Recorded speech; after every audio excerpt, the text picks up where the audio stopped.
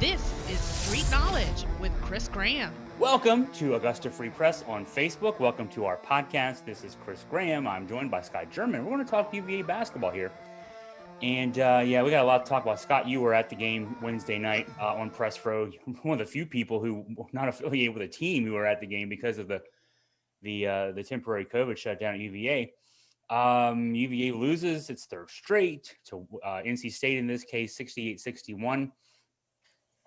Didn't feel like I'm amazed that Virginia was competitive in this game from a score standpoint, because if you just watched the game without a score, you would have thought NC State won that game by 20, from my perspective. Yeah, and if you look at the ebb and flow of the game, State dominated the game except for about an 8-minute window, and we were fortunate that we still had even a sliver of a chance to win that game down the stretch. Maybe a lot of it has to do with it. North Carolina State's just not that good either. So you got to give them credit. They won the game. They did win the game, but we had opportunities there. We played well for 8 minutes out of 32 and still, was a 1-possession game, 2-possession game in the final minute. So there's a lot of question marks surrounding the team. So I have a lot of questions. So maybe we can flip the roles here a little bit and let me ask some of the questions. Okay, go ahead. Fire away. So question one, and I've got some of them written down. When does Kihei Clark stop being given a free get out of jail card? When they find another point guard who's better than him, that's when you do that, because on the roster, he's the point guard. And I would throw the question back at anybody, including all those who are experts on social media. And that's what you're referring to. Who plays point guard for this team? I mean, Reece Beekman, we could say, plays point guard for this team. Reece Beekman, I did numbers on this today, Scott. He has made 10 jump shots this season, 10 jump shots, 2 2-point jump shots, and 8 3-point jump shots. He's made 10 jump shots this season. And so what's happening with teams is and this is, we'll talk about this later, I'm sure, but when those two guys are both on the floor, you've got, Kihei Clark's respectable from on jump shots. He's making 38% of his 2-point jump shots, 32% of his threes. Those aren't great numbers, but it's, his raw number of jump shots this season. Reece Beekman has played 600 minutes, exactly 600 so far this season. He's made 10 jump shots. He's making 1 jump shot every 60 minutes he's on the floor. He's playing about 30 minutes a game. He makes 1 jump shot every 2 games. So what happens is, early in the season when we were playing some of the non-conference games against lesser lights, teams didn't know what Reece Beekman could or couldn't do. He's able to get to the rim really well. We've seen that. But if a guy's not going to even shoot the jump shot, much less make it if he does shoot it, you sag off of him. You take away his drive. Kihei at least shooting 38% on 2s, 32% on 3s. You can't sag off him that much, and because he'll make the open 3. He doesn't make contested 3s. Not a lot of guys make contested 3s. He'll make the open 3. And so that's how he's able to get in a lane and either create for himself or create for his teammates. Reece Beekman can't do that because other teams are just saying, basically, we're not letting you get into the lane because we know you're not going to make the jump shot, so we're going to sag off you. So there's no other point guard on the roster. Those are the 2 point guards you got. Kihei is the best of those 2. So you find me another point guard on the waiver wire, and then I'll tell you Kihei Clark gets his get out of jail free card taken away. Right now, he's the point guard. Beekman has an ugly shot. There's no confidence in it either. I mean, and there's no confidence in Morcell's shot either. Well, and he's not a point. I mean, he could probably play point in a pinch for you. There's no other point guards. That's just what it is. I mean, I think, from a recruiting standpoint, you thought that Beekman would be able to walk right in. Unfortunately, he doesn't have a jump shot. So he's Jontel Evans right now. I mean, and we all love Jontel Evans, Bub from back in the day. But Jontel Evans was a guy that played point on Tony's first couple of teams. And Beekman will improve. He will develop. I'm sure this spring and summer, when the season's over, he's going to be shooting 1,000 jump shots a day. And by the time he comes back next fall, you're going to see a kid with a jump shot. But he didn't have it now. And so he's Jontel Evans, he's a great defender. He's an elite defender. He's the best defender on this team statistically. And it's not even close statistically. But he is a tremendous liability on offense. And so it is what it is. All right. So continuing with the role reversal here. The two recruits that Corkle and Abdur Rahim, they're not even getting garbage minutes. Right. Well, there haven't been garbage minutes for a while. But yeah, they're not. Any garbage minutes. Yeah. Well, maybe not. Well, Florida State game. Well, that. We were the garbage in that game, so I don't know. We were the garbage. So, is it time to start wondering if they're just flaming out and aren't really going to play at this level, because they're not even getting? Before there was garbage minutes, when there were garbage minutes, they weren't getting garbage minutes. No, they were getting, when we were a couple blowouts, they got some minutes. There was one game where Rahim got 5 or 6 minutes of garbage time. That's just garbage time. They're not getting rotation minutes, and that's the bigger issue, that they're not competing for rotation minutes. Tony addressed this recently. I think it was Monday. This is Friday, so I think it was Monday in his weekly Zoom call.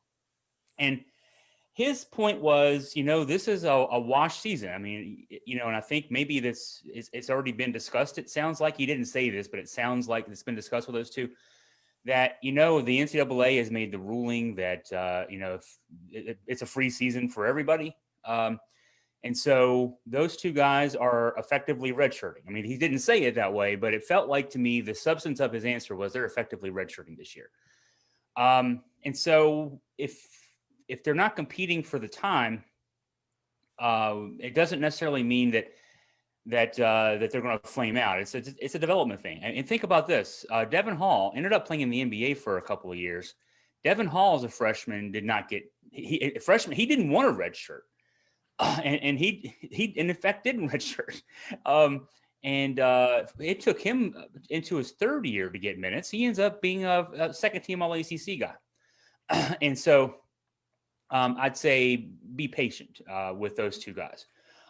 Maybe other schools, other programs would have rushed those guys in just because they were highly rated recruits. I don't know that. I mean, Tony didn't feel the need. There's depth at the positions they play. They're both 2 and 3s. So, and I wonder if Trey Murphy III, his eligibility this year probably impacted Jabri Abdur Rahim. I wonder if Murphy had not been given eligibility this year, if Abdur Rahim might not be getting some minutes. So I'd hold off on judgment on that, basically. So we've talked about lineups and matchups. When do you think it's time for Tony to push the button to just make some drastic lineup changes? You talked about it earlier before we went on air about some interesting twists to the lineup. Do you think we're at that point now? Oh, I subscribe to the definition of insanity that you see attributed to Albert Einstein, which is doing the same thing over and over and expecting a different result. We're past that point of doing the same thing over and over and expecting a different result. We've the 3-game losing streak, even before the losing streak, you could see the cracks in the wall. Georgia Tech, Jerry Ratcliffe wrote a brilliant column giving Josh Pastner the credit for figuring out how to slow Virginia down. And it just, his problem was he doesn't have quite the talent to win the game, but he had the game plan to put his team in the best position that has since been exploited by, the likes of Leonard Hamilton and Mike Krzyzewski and now Kevin Keats. I think we're past that point. I think, going back to what I said about Reece Beekman, when he's on the floor with Kihei Clark, and he's on the floor for 30 minutes a game. So, I mean, it's, they're on the floor together a lot. When those two guys are on the floor, Kihei is the point guard.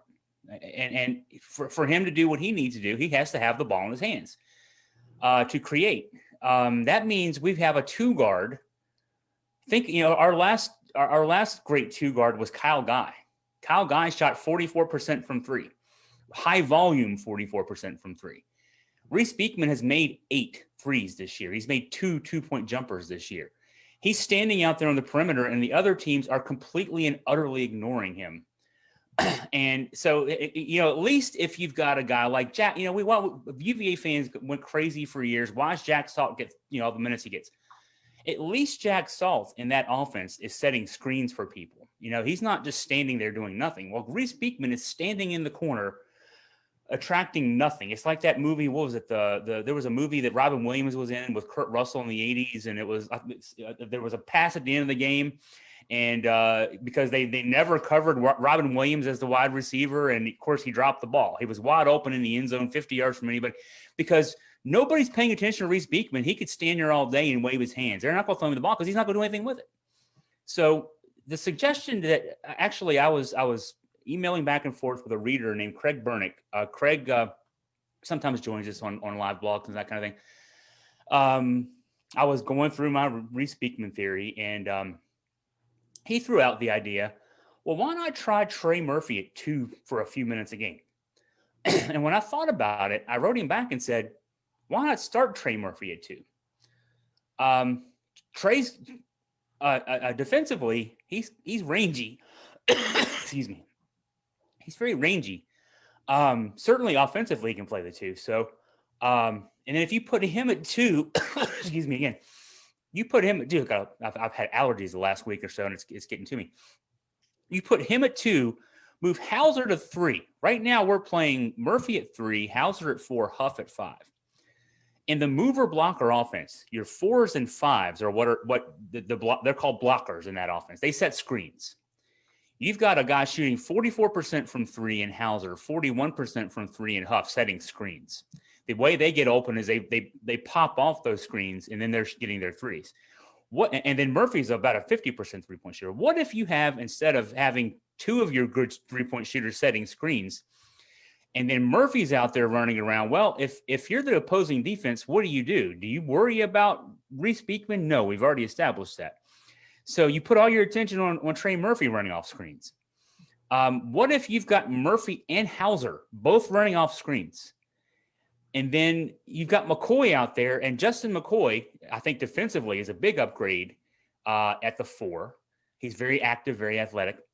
And then his job is to be the Jack Salt, or more likely, he's more Isaiah Wilkins, more Darion Atkins, referencing another column I wrote this week. And his job is simply to just run around and set screens for those 2 guys. He's not going to shoot the ball a lot, and that's okay. There's only one ball on the floor anyway. You can't shoot. All 5 guys can't shoot at every possession. So you got a guy out there running around setting screens. You got your two of your best 3 shooters running off screens instead of just one guy running off screens. I think you could do worse than that, Scott. Yeah, I mean, I agree. I think you still have a few games left before the tournament, and even in the tournament, you have time to tinker a little bit. You've got Miami on Monday, which you'll be at that game. You got Louisville next Saturday. You've got the ACC tournament. How many every games you play there? Yeah, you've got some time. So I'm going to go back to, we talked about the development or lack of development from the 2 freshmen, Jabri, Corkman. Even throwing Casey Morsell and Justin McCoy into the picture too for something, because they just, in my opinion, they just haven't progressed. They certainly haven't improved that much. I wouldn't go as far as say they've regressed, but they haven't improved. So looking back, we know about the pandemic, and I'm not one that normally looks for excuses, but if you look at what these kids have been through, how much do you think it's affected? They didn't have a summer. They weren't allowed on grounds. They weren't able to play in JPJ. They weren't able to work out. Even into the season, they had their entire schedule shuffled. They lost some key games that could have really, in my opinion, really went a long way for development. They lost the game against Florida. They lost the game against Villanova. They lost the game against Michigan State, right? Yeah. Those games, if you followed ACC basketball as much as we have, there's a reason you play those games to get the players ready, to get your rotation so that when January comes around, you're ready to go. And then the fact that we're playing in front of empty arenas. If you add all that up, don't you think that really plays a huge role in maybe why some of these players haven't developed as well as we thought they were? I think there's two issues there. I think one, from a team development standpoint, I think it has an impact. And, everybody aside from Gonzaga and Baylor, and I'll even give Gonzaga, I mean, I've maybe put an asterisk beside Gonzaga. They, because of the way their schedule is, they play in that weak conference. They front load their schedule. They play a lot of tough games in November and December. And this is always the case with Gonzaga. And then, January and February, they don't play tough games because that's the West Coast Conference. So they're undefeated, but who knows if if they play a major conference schedule, will they be? Probably not. No. Baylor does play a major conference schedule. They are, so good for them. They're probably the best team in the country right now. Michigan would be in that mix too. They had to miss a couple weeks because of COVID issues, but they've only lost one game and they're in the Big Ten, and that Big Ten is tough this year. So, okay, so those are the three teams. Everybody else from 4 on down has pockmarks. And so, and again, I don't know if I want to put Gonzaga into 3. Maybe I should just leave it at Michigan and Baylor right now. I think because of the schedule Gonzaga plays, you can't. You have to. They've got to prove themselves every night out. I think Michigan and Baylor are clearly 1 and 2 right now. They are, but I guess what I'd say is when they throw the ball up on a Thursday, I guess it's a Thursday. They're still starting a tournament on Thursday this year. When they throw the ball up for the NCAA tournament, I don't know that some years there is an established number 1, established number 2. I would say a couple of years ago, when Virginia won the championship, Virginia and Duke would have been, teams that you were expected to be in the Final Four. Duke didn't get there, but they got to the Final 8. In some years, it's more wide open. I don't know that I think that either of those. I mean, they've established right now, but this is such a weird year. I don't know that we know anything about anybody else. And so I don't know if Villanova might not have the light go off. The lights are going off for everybody later than they should be because of what you mentioned, Scott, the lesser games, less practice, less developmental time. That's the one issue, team development. The player development issue, I don't know, has anything to do with games or lack of fans and stands and that kind of thing. I think development issue is more the lack of practice, consistent practice time, lack of consistent hanging out time. I think we're finding out that there is some element that we've never really thought about as fans and observers of teams.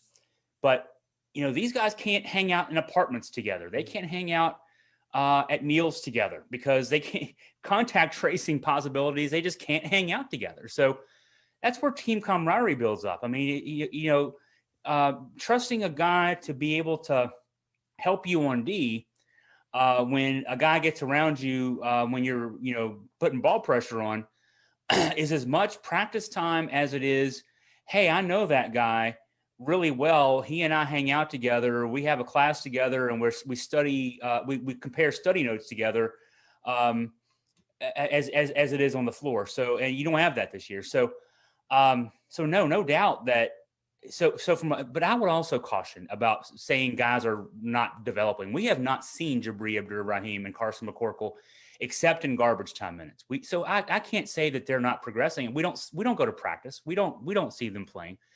Who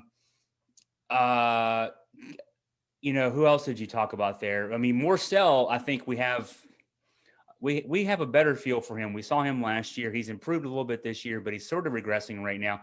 Then again, you throw the caveat for him. He had a COVID break. It wasn't because he had COVID. It's because he had to take 2 weeks off because of contact tracing, but that's 2 weeks with no practice, no consistent conditioning, that kind of thing. So even him, I'm kind of willing to give, a line to because of that. So, yeah, I mean, from a player development issue, certainly this year's been impactful. And then the team development issue, a separate issue, but yeah, definitely impactful for that too. And, if you look at Tony's, because I wrote some notes down too. I think we have to be a little patient and kind of give this chalk this year up as just one of those off year, or what do they call it? A one year? What's the term we're using for this? abnormal season. I'm not willing to throw this year away. I'm not saying that. I'm just saying if we use that we give everyone a kind of a free pass. Tony's had if you look at some of his 4-star recruits, and it's taken a while on some of them to really develop. I'll give you a list of some of them. Malcolm Brogdon. Yeah. He had a foot injury, but he redshirted his freshman year, right? Well, no, he played his freshman year. But he had a foot injury towards the end of that year. He averaged 6.9 points a game. Right. Before he had the foot injury. Justin Anderson. Kyle, these were all 4-star. Kyle Guy, 5-star by some recruiting magazines. Ty Jarrell, DeAndre Hunter, Mamade Diakite, Jay Huff, all 4-star players. It took them a while, but they all turned into really good. I mean, most of those guys played on the Final Four teams, national championship teams. So, well, there's a couple of guys, including Joe Harris, who are making $20 million a year in the NBA right now. Right, and I'm not sure Joe Harris was a 4-star, was he? He was a great player at the Group 2A level in the state of Washington. So no, he was not a highly regarded recruit. So, I think we have to be patient and we have to trust in the system that these guys are going to come around, give us hopefully this summer we're going to be back to norm with basketball. They're going to be back on grounds, playing basketball, playing in the camps. And once 2022 season rolls, 2021-22 season rolls around, we get back to playing a normal pre-ACC schedule. These guys can hang out again, camaraderie. I just think we're not giving all these distractions as much credit, or we're trying to not acknowledge that all this plays a role in some of the lack of development that we've seen some of these 4-star players, and given them time in Tony's system, they will start producing. Well, and what I'd say again too is this season is still. This was a team that 10 or 11 days ago was 15-3 and number 7 in the country, and just because of 3 straight losses doesn't mean that it's over. I've been saying, Scott, you know this because I've been texting you this since for second game of the season. Just get to the tournament. What your season record is does not matter. Just get to the tournament. And then if you're in the tournament, you have a chance to win the tournament.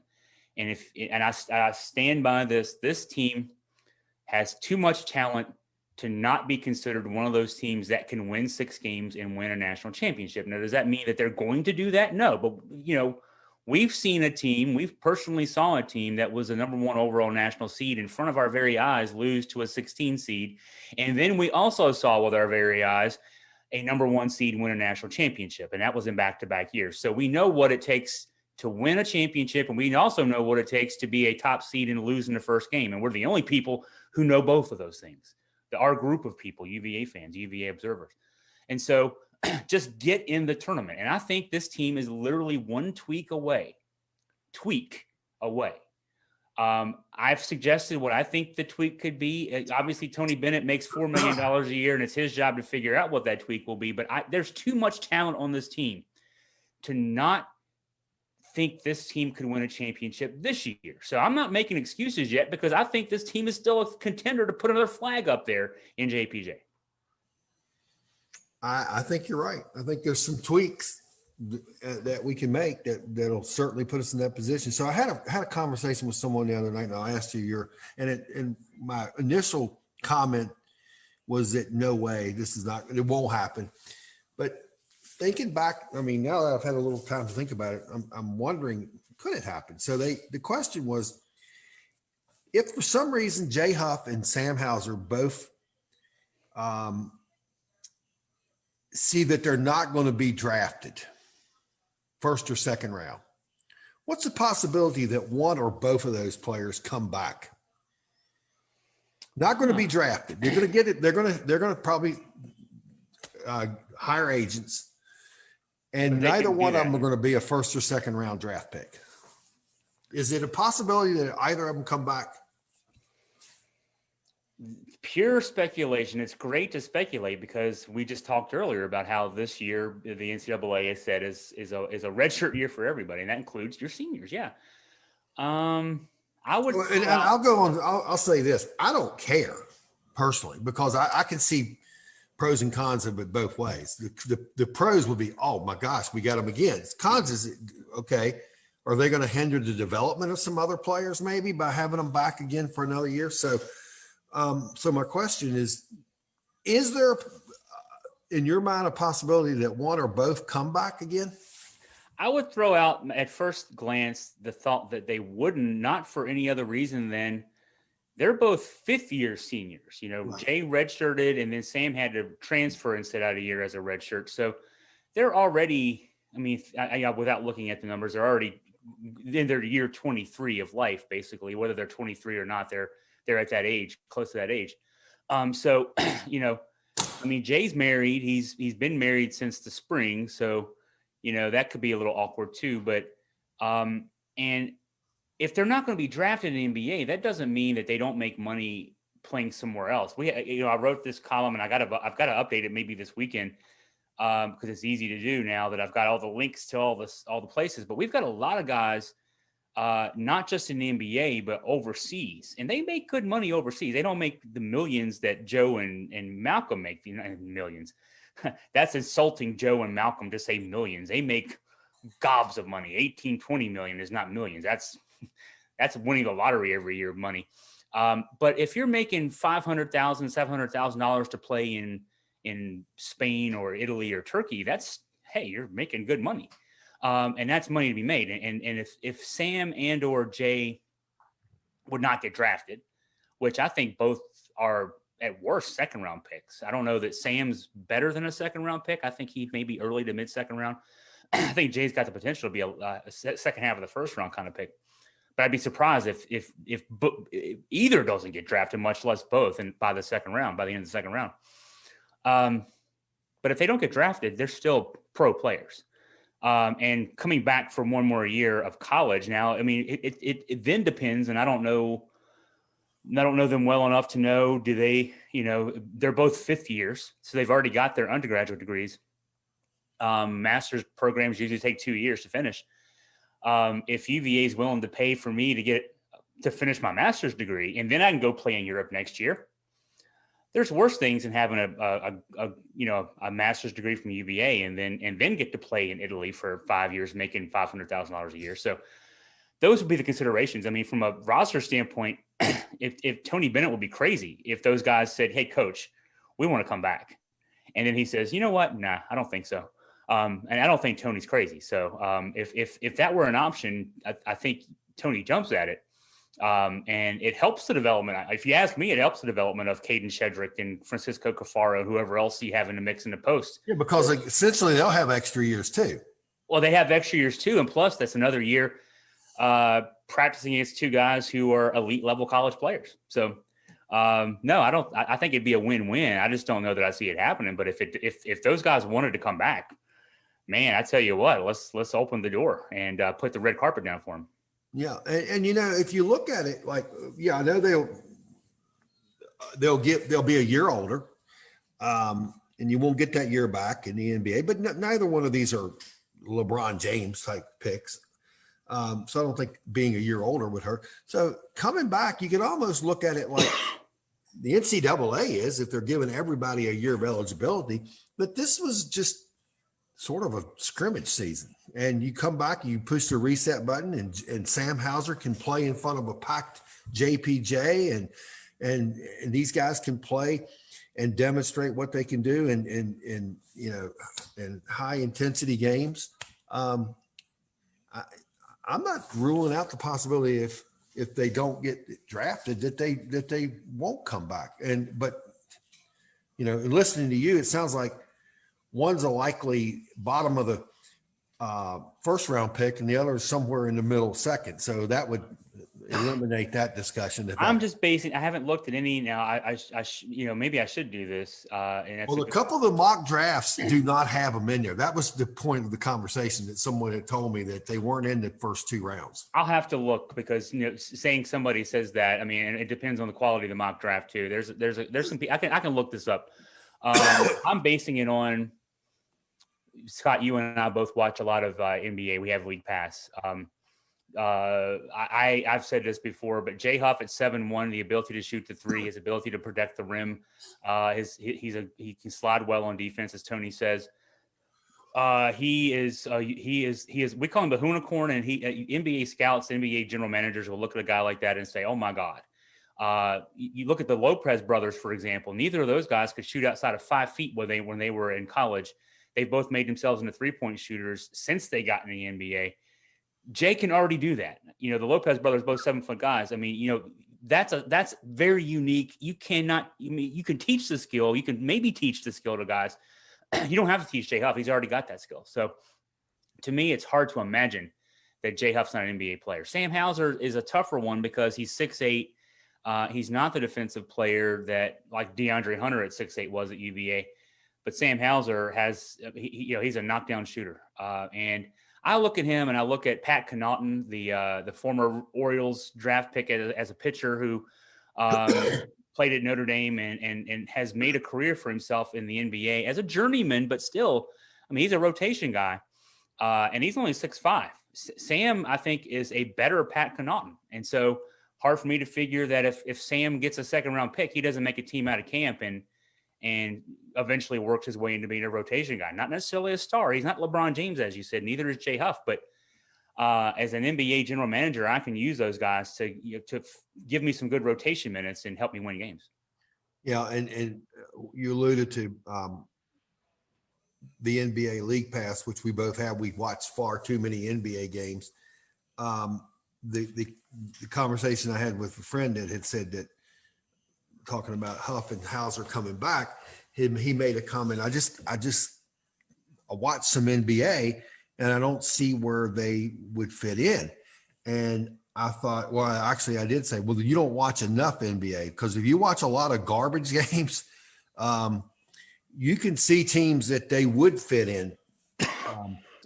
Not every NBA game is full of stars like LeBron James and Durant, and there's a lot of teams out there that these guys would contribute to. So I wouldn't even say garbage though. I mean, if I'm a contender and I can get a 7'1" 3-point shooter to play 12 to 15 minutes a game for me, backing up somebody, Jay Huff's a great guy. He is going to score in the NBA. He is going to make shots in the NBA.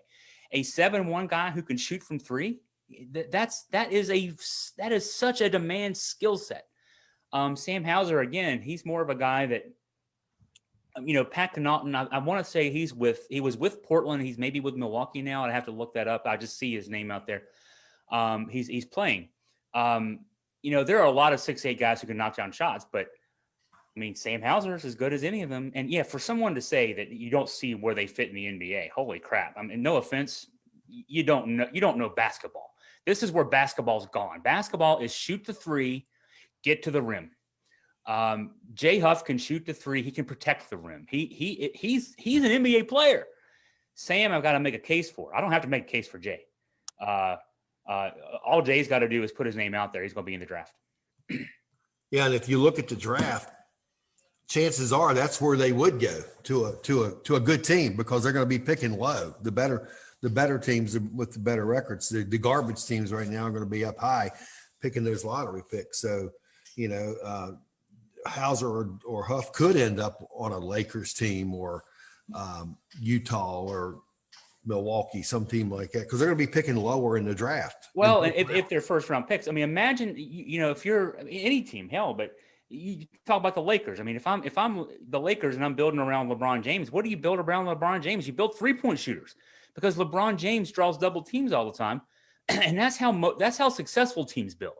That's why Joe Harris is making $18 million a year in Brooklyn, because they've got 3 guys that you have to double right now. They didn't have 3 when the season started. They had 2. They had Kyrie Irving and Kevin Durant. Then they add James Harden. You got 3 guys that draw the attention of help defenders. All Joe's got to do, and guess what? Joe's pretty good at this. All he's got to do is stand at the 3-point line and hit open threes. He's hitting them over 50% this year, because that's all he's got to do. He's got to stand there and make open threes. Well, Jay Huff, guess what he can do? Sam Hauser, guess what he can do? Mm-hmm. That's the NBA values that skill. Joe Harris, they call him 3-and-D guys. Joe Harris is a 3-and-D guy. He's not going to dunk it over. He's not going to astound you with his athleticism, but he does two things that are very valuable. Guys from UVA have that reputation of being able to do those two things that are very valuable. There's a reason Malcolm Brogdon's making a lot of money. There's a reason Joe Harris is making a lot of money. Eventually, Kyle Guy, when he gets playing time, it might not be in Sacramento. Luke Walton doesn't seem to know what he's doing out there. Eventually, Kyle Guy is going to make money doing the same thing, playing 3-and-D. Luke Walton's on his way out in Sacramento. Yeah, well, he's got 9-game losing he streak. doesn't put it in the right places. Yeah, Yeah, they've lost, I think, 9 games in a row now. yeah, and he is. And you can hear him. You can hear it in his voice after games. He's clearly he knows where things are going. Yeah. Yeah, and Joe Harris is probably the best shooter in the NBA. And if you're the best shooter in the NBA, then you're the best shooter in the world. Well, he is over 50% from three. Whether he's the best shooter, he's able to knock down open shots, and he gets lots of them because he has 3 guys, not one. Most teams have one, or not even most teams. Good teams usually have one guy that can draw the defenders and draw help from defenders. They have 3. All Joe's got to do is basically have his pulse operating, and he's going to, because he's got the mechanics. So no, Joe's in a great place. He makes $18 million a year to make wide open threes. That is a great job. And if you watch the Nets like we do, he's really the 3 superstars on that team. They really know what they've got. They appreciate him. He's fitting in really well there. Joe Harris will make a game-winning shot in the finals this year. Whether it wins the championship or not, he's going to make a game-winning shot in the finals this year. That Nets team is playing in the finals. Joe is going to be wide open on the wing and hit a 3 to win a game in the finals this year. That is, I'm just write it down. Mark it down now. It's late February and late June. Joe Harris will make a 3 to win an NBA Finals game because that's just the way it's written. That's why he's making $18 million a year. So I know we're getting close to wrapping it up. I was reading one of the ACC tournament simulators, and this would be too good to be true if it did work out like this. Has UNC Duke playing in the 8-9 game, the Les Robinson Invitational. Well, yeah, from back in the day, yeah. Wouldn't that be something? Well, Duke's playing well right now. Carolina's iffy. Duke's playing better right now. And it's funny, the controversy that Jim Boeheim seemed to stir up by telling the truth, which is they're a better team without Jalen Johnson. And then, the Duke players were so offended that he told the truth and said they were a better team without Jalen Johnson, that the Duke team went out and kicked the crap out of Syracuse to prove Boeheim's point, which is that they're a better team without Jalen Johnson. Isn't that funny? Exactly. But they're better defensively. They're moving the ball around better. Matthew Hurt's getting better looks. So, Boeheim, who I have no love for. I mean, he's a horse's ass. But for me to defend Jim Boeheim and say he was unfairly treated for telling the damn truth, he was unfairly treated for telling the damn truth. Yep.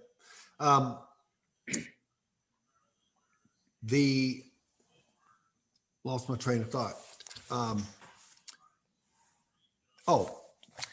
UNC had a makeup game against Marquette Wednesday night. UNC lost a game. I think it was to Florida State, and so they hurriedly got a replacement. Marquette came to Chapel Hill and pretty much took the Tar Heels to the woodshed.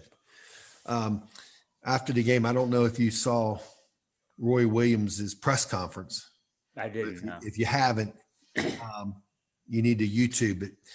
And I'm coming to his defense, which I don't normally do. Not his coaching ability defense, because I think he just rolls up the balls. But we, being members of the media, often kind of scratch our heads at some of the questions that are asked. Yeah.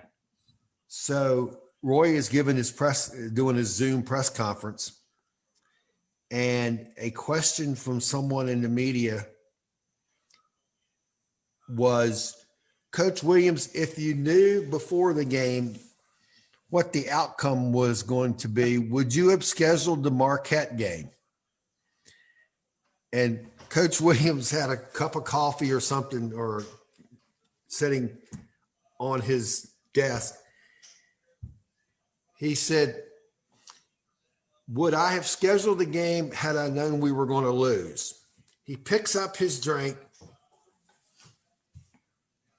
and there's nothing but a blank screen, and the UNC SID goes, and that concludes our press conference.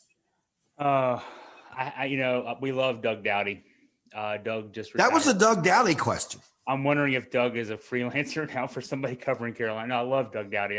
We have to pick on him for that question about the 16 seed thing from a few years ago. No, that's great. That's He never even answered. He just left. He just walked out of off the camera. And I actually love that. That's a great answer. Actually, I think that's a very good way. That's the best answer you could give. Is to acknowledge it that way. No, obviously, too many people get credentialed these days. It's too easy to get an invite to a press conference now. Yeah, it's too easy to get a Zoom invite anyway to a press conference. So, well, let's leave it at that, Scott.